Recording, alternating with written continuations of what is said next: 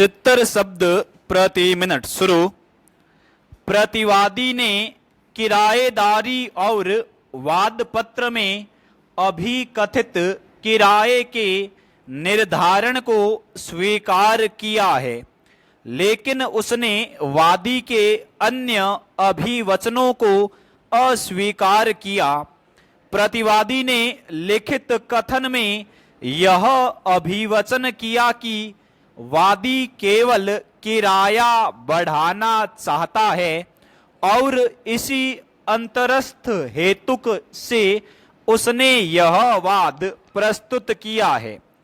प्रतिवादी के अनुसार किराया नामा में यह लिखा गया है कि प्रतिवादी अपने गारमेंट व्यवसाय को स्वयं या अपने परिवार के सदस्य के द्वारा कर सकता है। यद्यपि प्रतिवादी शिफ्ट हो गया है और सूरत में अपने ज्येष्ठ पुत्र के साथ रह रहा है, लेकिन उसने दुकान के कब्जे से अपने आप को पृथक नहीं किया है एवं दुकान अभी भी घ के कब्जे व नियंत्रण में है, जो कि प्रतिवादी का भतीजा है। इस प्रकार किराया नामा की शर्तों तथा प्रचलित विधि का कोई उल्लंघन नहीं होता है। वादी नियमित रूप से किराया प्राप्त कर रहा है। इस प्रकार वाद खारिज होने योग्य है।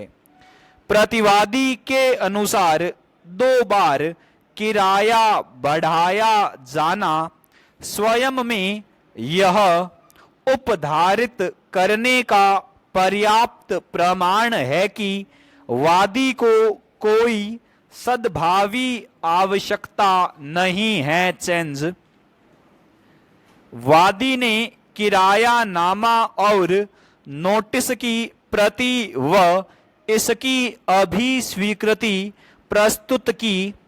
उसने स्वयं अपना और अपने पुत्र ख सहित 3 अन्य साक्षियों का परीक्षण अपने प्रकरण के समर्थन में कराया। सभी तीनों साक्षियों ने वादी के अभिकथनों का समर्थन किया है। किराया नामा प्रदर्श P1 में यह वर्णित है कि प्रतिवादी या उसके परिवार के सदस्य द्वारा वादग्रस्त दुकान में व्यवसाय किया जा सकता है। प्रति परीक्षण में वादी क ने यह स्वीकार किया है कि पूर्व में सद्भावी आवश्यकता हेतु वाद प्रस्तुत किया गया था और इसे राजीनामा के अनुसरण में किराए की बढ़ोतरी के साथ प्रत्याहरित कर लिया गया था। उसने यह भी स्वीकार किया है कि प्रतिवादी द्वारा उसे भेजे गए किराए को वह नियमित रूप से प्राप्त कर रहा है।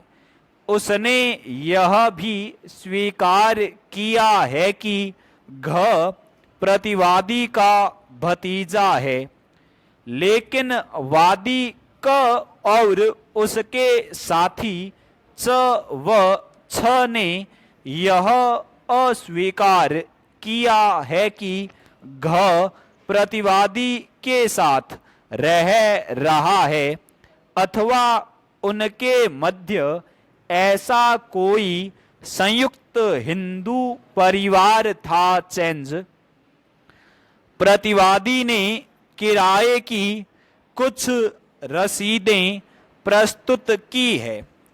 उसने स्वयं का और घ सहित 3 अन्य साक्षियों का परीक्षण कराया है। प्रतिवादी ने लिखित कथन में किए गए अभिवचनों का और किराया नामा के विवरण को प्रमाणित किया। साक्षी घ ने कथन किया कि वह ग का भतीजा है, लेकिन प्रति परीक्षण में उसने यह स्वीकार किया कि उसके पिता और प्रतिवादी लंबे समय से पृथक निवास कर रहे हैं।